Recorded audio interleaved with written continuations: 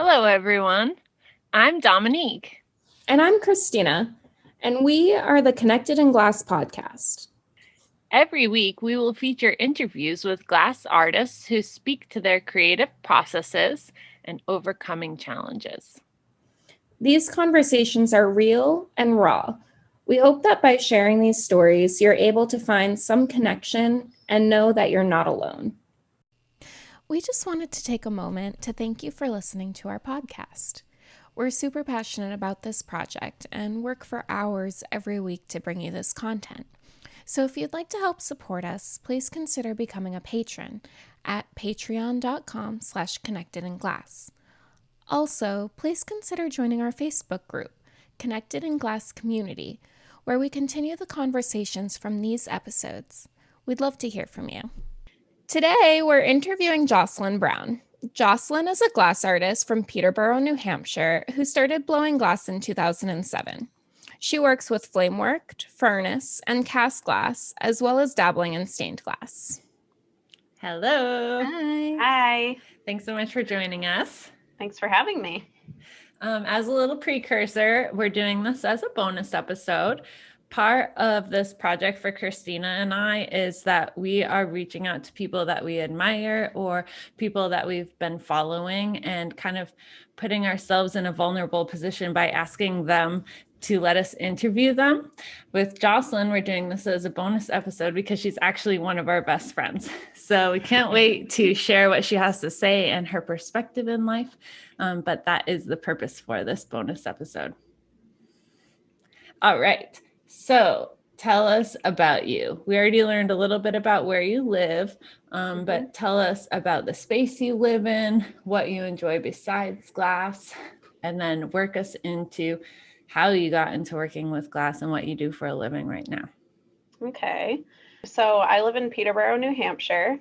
I rent a apartment on a farm. It's like the old town farm of the area. So very historic space and owned by a great family, and they rent out some of their houses on the property. So it's a hay farm. So we have lots of fields, beautiful views, things like that, which is great for me because I just love being in nature. I love going into the woods.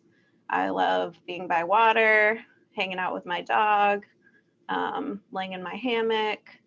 Outside of glass, I love to dance and go see live music, which is also great for this area.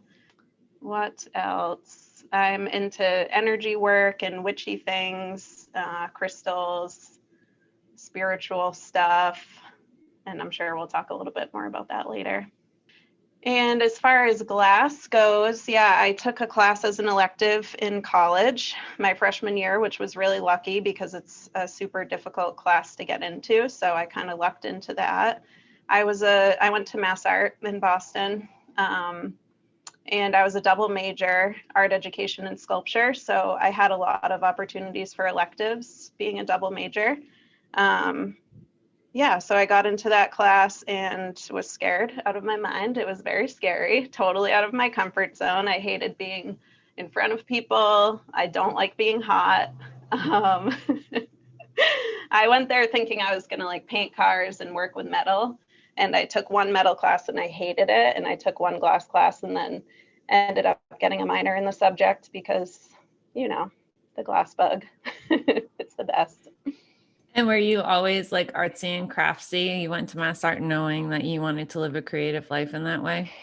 Yeah, I always was doing creative things growing up. And then, for like projects and stuff, I would always kind of lean towards the crafty, artsy side and take art in high school. And my art teacher, Mr. Barry, who Christina also had because we grew up together, he told my parents that like I had skills in art and that I should pursue it. And I was like, oh my gosh, I can't believe you just said that. And it just got me really excited to like be good at something that I also felt passionate about. So I pursued art on my own. And my first year of college, I went to Lesley College in Boston and Cambridge. And I went there for art therapy because that's definitely a way I work with art is in a therapeutic sense. But that wasn't quite for me. Wasn't really ready for that piece with art. So took a year off, kept making art, and used the work that I created in that time to apply to art school. It's so cool that your art teacher pushed you in that way. And I think it's also so cool that your parents recognize that that was like a viable career path, or and some people's parents are like, no, do something that you can make money. Or yeah, I mean, they encouraged me to get into teaching art for that reason, because it's like a little bit of both. But they've come around to the idea at this point, because I did teach. I taught in schools in Boston, teaching art at a private Catholic school and at some Boston public schools, but it also wasn't quite for me. So went into the private sector of teaching at Terrapin and teaching some private lessons and things like that. so can you tell us about the foundation of your glass skills that you got at Mass Art? I think you learned a wide range of stuff there, right?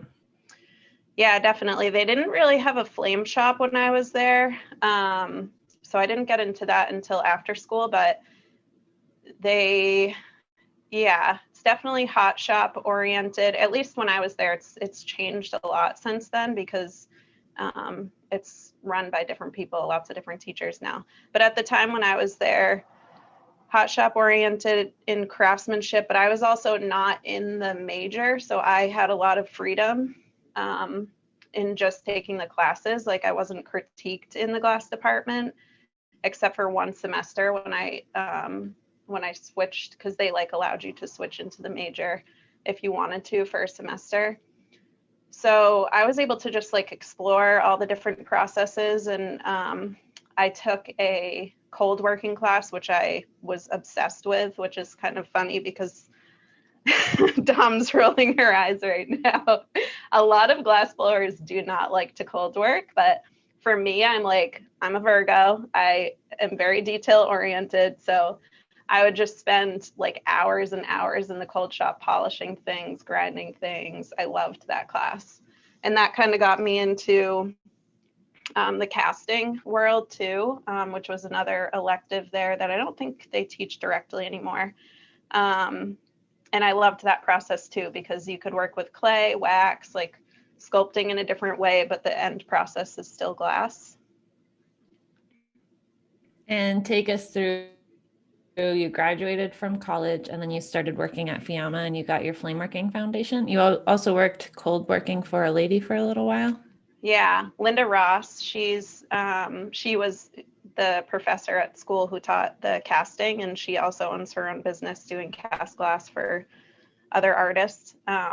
So I worked for her for a while, so I learned a lot about mold making and just like what it's like to have a big studio in the city and organize it and work for clients and things like that. And then, yes, I worked at Fiamma Glass with my friends Trina and Dave, and they basically taught me, the foundation of flameworking. I interned for them for a while. I did a lot of time trade with them, cleaning up in their studio, connecting rods, which is like where I got all of my hand skills, is connecting a million rods, which I still enjoy, and making hooks and like all those little things. And then eventually they got me into teaching classes and doing some of the production prep for them. And what was it like teaching classes, being out of school? Did you feel like you fell right into it? Or I think that it was a little bit of outside your comfort zone at first, right? Yeah, for sure. I would get so shaky. Like, I think the first 5 classes, I dropped my my demo piece off the punty, and I would make Trina and Dave like leave the room when I was doing my demo because I would get so nervous while they were watching me, which is just so funny looking back on it, because now I'm like completely comfortable doing it. Like, I'm shaky right now because this is new, talking on a podcast, but teaching and doing demos in the flame shop is like second nature at this point. So yeah, it was, once the demo was over, it was really comfortable. Like, I like working one-on-one with people and helping them figure those steps out, and starting at the basics. So yeah. And tell us how you got out of the city. Originally, it was for a boy. I moved back home to live with him, and it worked out for the best, though. I got to be with my family and then started working at Terrapin. I can't remember. I think it was our mutual friend, Lindsay LeBlanc, who said that Dom was looking for somebody to help out at the shop. And I said, I'm a flame worker. Are you interested? And I started bartending, waitressing at a restaurant in Peterborough. So that both of those jobs kind of got me more into New Hampshire. And I commuted for a little bit. And I also was continuing to work at Fiamma for a couple of years. I was kind of doing all of the things and commuting a little bit. Yeah, and then at Terrapin, we had 2 torches in the hot shop and got a couple of classes designed and going, and then it just kind of grew from there. And then tell us about when you quit your bartending job. Yeah, that was a big day. I kind of like in my heart knew that I was ready, but I was scared to stop because it was such stable income, but I just knew that it was sucking all of the life and energy out of me. So I didn't have enough time and energy to create my own work and to really invest it into glass. So, but I, after like checking in with friends and family and myself, and got up the courage to do that. And I think, I can't quite remember, but the restaurant was like also closing or something. It ended up like working out serendipitously that I ended my job there and decided to go full-time in glass. But it also wasn't like full-time me making my art. I was still doing a lot of teaching, production, and the memorials at Terrapin, and then my art on the other side of that. And so tell us where your career is kind of now and describe your style of work that you produce. So now, right before COVID, I had started to feel the same way about teaching that I did as the restaurant. Like it was taking more energy. And I wanted to kind of shift that energy more into my own work. So that started to happen, and then COVID happened. So again, it was sort of serendipitous of a shift in like my revenue stream, I guess. So now I'm mostly creating my own work, and I set up a little torch at home so that I can do stuff at home. And I sell a lot of things online. I also got juried into the League of New Hampshire Craftsmen last year. So when you get juried into that, for people who don't know what it is, it's kind of like a cooperative of artists in the area. And there are galleries and shops and shows that they all do together. So once you're juried in, you can sell your work into their stores and apply for their shows and things like that. So my job now is like making things for stores on consignment. I'm still working at Terrapin doing the memorials or cremation glass. People buy through my website. And then I also teach part-time at a preschool just because it's really fun to be around kids and socialize with little ones. And can you talk about the physical work that you do? And also, can you start integrating the Reiki part of your life into that? Yeah. Because I know that's all combined. If somebody were to just scroll through my website and look at my work in that way, they would see lots of color, rainbows, tons of color, mostly flame worked items that are on the smaller side, jewelry, little sculptures, some figurative items, and then the rest would be some hot shop things that are, maybe a few cups here and there, but mostly hot sculpted sun catchers and decorative work. And my tagline on my website is art for your home, altar, and body. And so, that's just like the baseline of what my work is. But if we wanted to go a little bit deeper into sort of my intentions with the work that I create in my art life, my mission is really to create pieces that help people connect with themselves and their spirit, with the natural world around them, and also with the spirit realm. So I had touched earlier about how I use art therapeutically. So when I was in high school, my senior year of high school, my brother Jared unexpectedly passed away in a car accident. And I used the rest of that year in art class as like a way to process my grief. So again, Mr. Barry just encouraged me to do what I needed to do to process the grief with my work. And so I painted this portrait of Jared, which is just so silly. It's this image I have of him where from when he was waiting for a Fish concert and he was in line for like hours and hours and had a roll of duct tape in the car. So he created a Jerry Garcia hand out of duct tape and he was picking his nose with it. And that was just him. Like he was silly and sweet and full of life.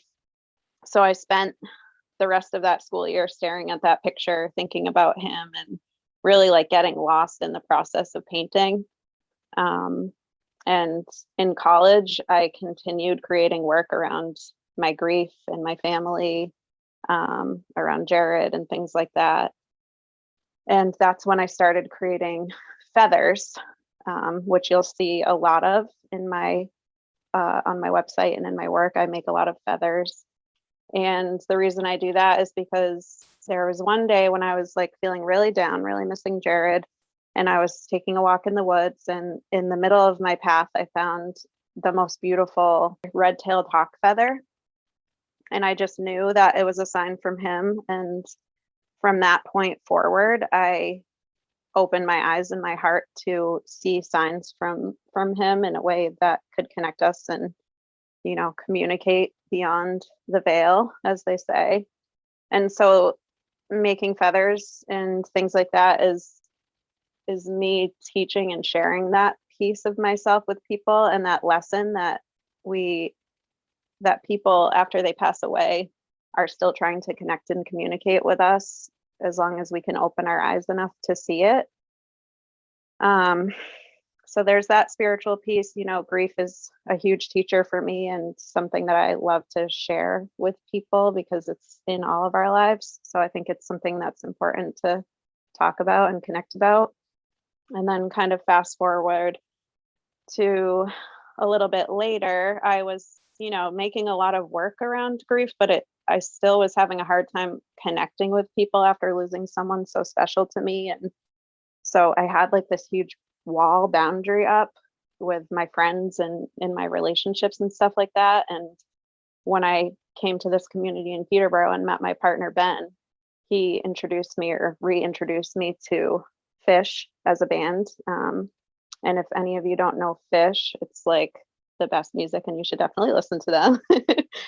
But also going to their shows, just the community, the people, and the freedom of being able to dance and move your body without feeling like people are judging you or looking at you, like, was so awakening for me, and just changed the work that I created and changed the way that I saw myself and the way that I interacted in the world. So that's where my line of what I call donut pendants was started. Let's see. So Fish gives a lot to their fans. Like, they are obviously offering music, but they are super playful people and they like to incorporate things into their shows. For example, this one run of shows they called the Baker's Dozen, and each night was based off of a donut flavor. And the cover songs that they did during the shows were like related to that type of donut. So I was doing some live demoing with Dom at a local music festival called Uplift.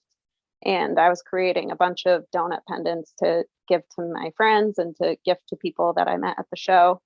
And one friend asked me to create a donut that was like a sugar coated gummy or something. And so I made this bright purple donut and I added some clear frit to the outside to make it look like sugar.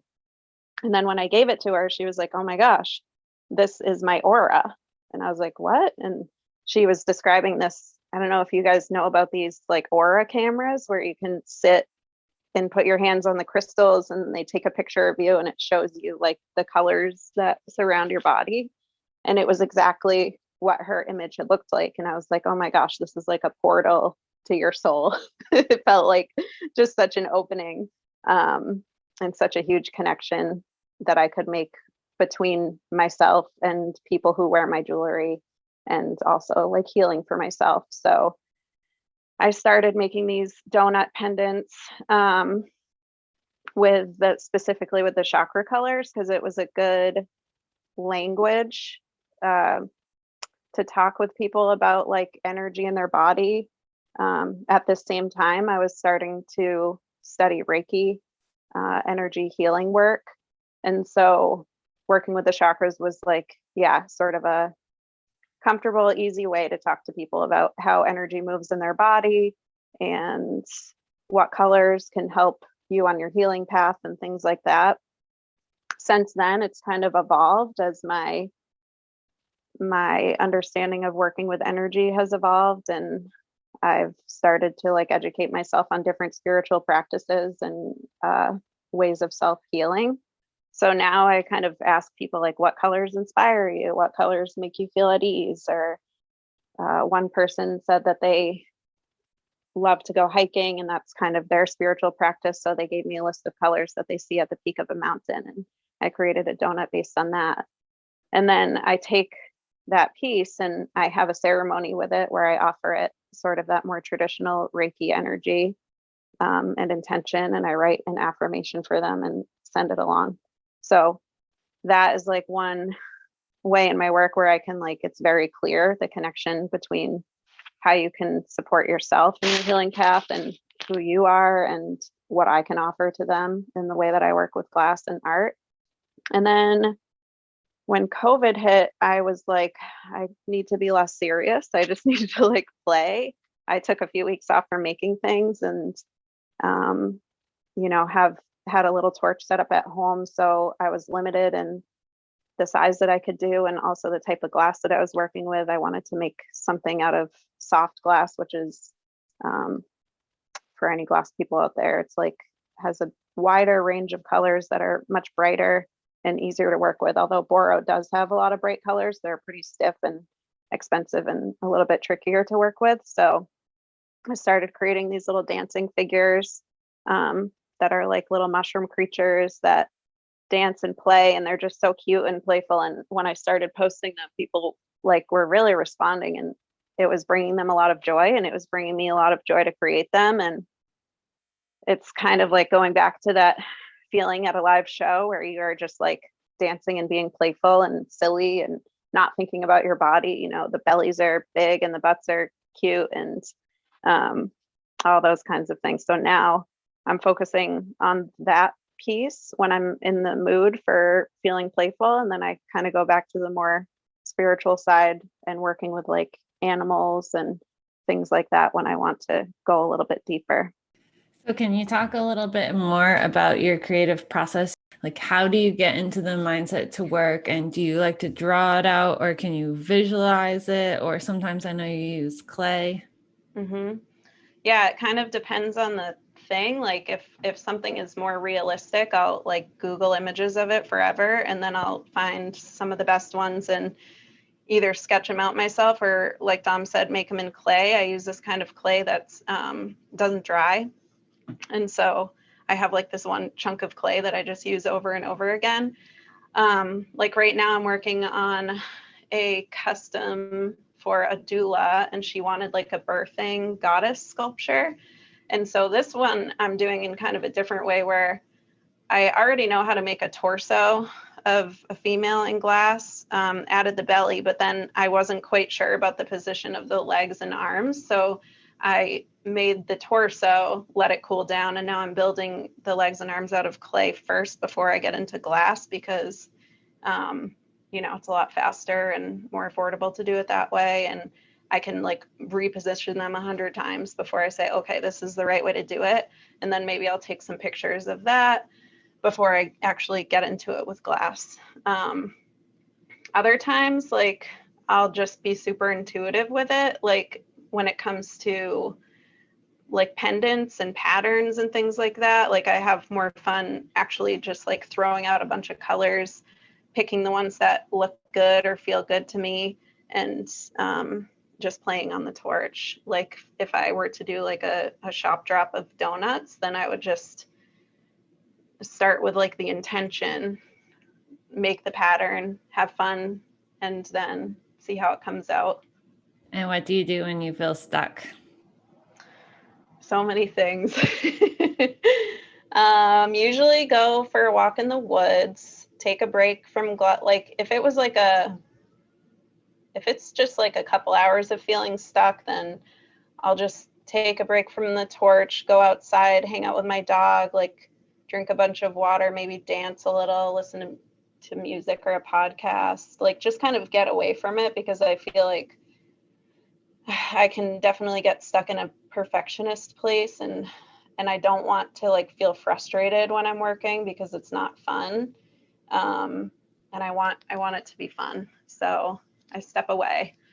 If it's like a week of like really feeling in a creative slump, then I'll usually force myself to do some of the more mundane things like connecting rods and organizing my studio. And usually I'll reach out to friends and just say, say it out loud, I'm feeling stuck. And then they'll probably tell me to do exactly what I just said, connect rods or whatever.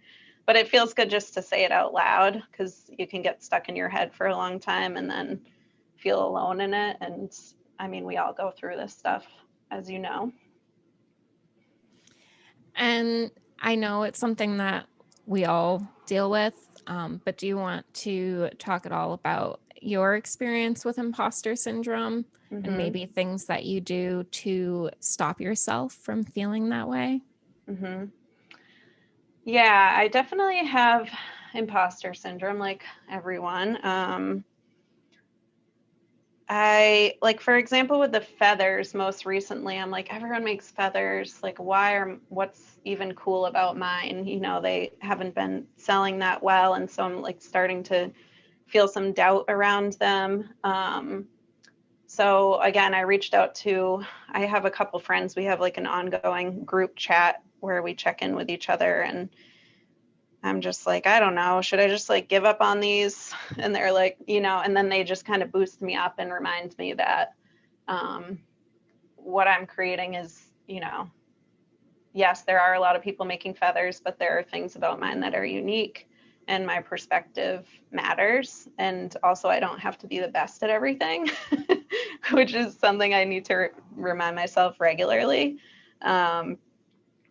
So yeah, I definitely am the type of person who reaches out to other people when I'm feeling that way, because I don't really I just know not to trust how I feel about myself, because I can be pretty hard on myself. So other people can help me get back into reality around that stuff. And how do you deal with pricing your work and not letting other people's judgments affect your work and how you view and create? That's such a good question. It's one of the hardest things. Like, I'm taking a class right now about the business side of being an artist, and we were just talking about pricing, and there's all these formulas you can do, which is kind of what I use. Like, if something is in my eyes more of like a production piece, like I know how to make it, the survival rate or whatever is pretty high. Like maybe only 10% of them break when I'm making them or whatever. So, and I know how long they take, then I'll just use like a specific formula for that. But as far as something that's like, for example, I made this sculpture that was a combination of cast glass and stone mosaic, and it was really large, and it took me like over 200 hours. Like, I had no clue how to price that thing, and like all of the energy and love that I put into it. And it is tricky because I put it out for one price and people were like, whoa. And I was like, well, yeah, it took me 200 hours. Like, I think that if you're not an artist, like, unfortunately, our culture just doesn't really understand like all of the things that go into creating a sculpture or a big piece of art. But it's not our responsibility to teach them. All we can do is just stay true to to what we believe our time and energy is worth. And then I usually like don't take things too low. Like I don't want to bring my prices lower than I think they're worth. If it's not going to sell for what I want, then I just would rather like give it to someone I love, you know. So I don't think that's a great practice as far as like career wise, but I also don't create like big sculptures very often. I want to know what kind of experiences with mentors you've had and how they've impacted you. I know that it seems that you're the kind of person that just reaches out, and I was wondering if you had any experience to share that might help other people. That's a great question. Yeah, I definitely love working under other people. I think that like I was raised in a family where hard work is very important. I like doing it, and I like being valuable in that way with people, and they recognize, and when you're working under someone in that way, they recognize it and they want to share more with you.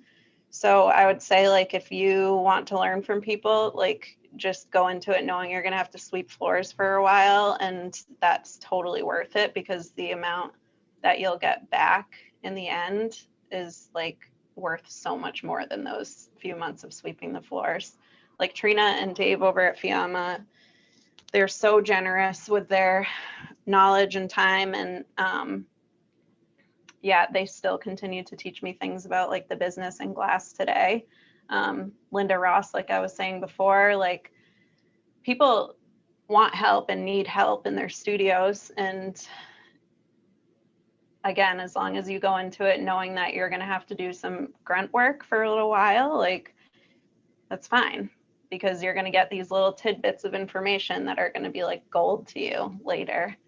James McLeod is one. He runs the glass department at Mass Art, and I have worked with him like TAing his classes at school. Like I did a lot of assisting in the classes after I graduated so that I could still kind of keep my glass education going in more of a time trade way. And again, when you're working one-on-one with people like that, they tend to give you a lot of good information. Yeah, glass is so expensive and it's so hard to get your foot in the door sometimes. So sometimes you just have to give what you have to give and then hope that you're giving to good people that'll give back to you. Right. Yeah. You have to respect yourself. You don't want anyone to. I've been lucky that nobody has taken advantage of me in that way. I've seen it go the other way, like, you know, where you have interns come in and you hope that they'll want to do that, but then they don't. And that's disappointing too. So, yeah. And how would you define your own success? I knew you were going to ask this and I'd been thinking about it. Like I have art goals, which is to have like a big, beautiful studio with all the equipment that I could ever dream of. And it would be really pretty with rainbows on the walls and stuff like that. But as far as like overall life success, like I just want to be at peace with myself.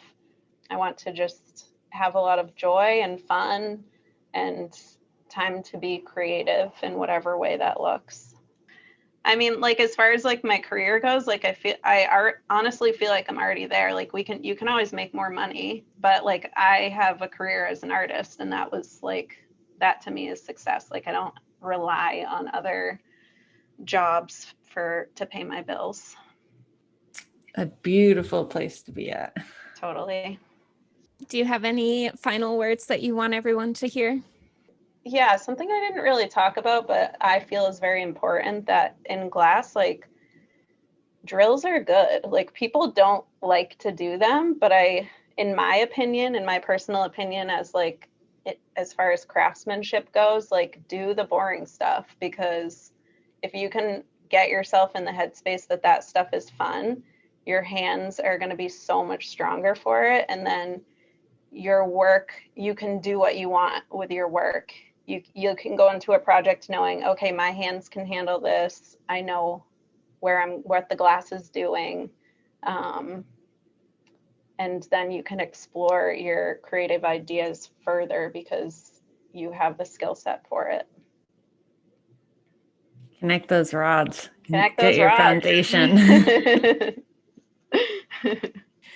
Great advice to end on. Yeah. Well, thank you so much. Yeah, Thank you, ladies. You're the best. Thank you so much for listening to this week's episode of Connected in Glass. Make sure to follow us on Facebook and Instagram for more information on the artists we interview and for updates on the podcast.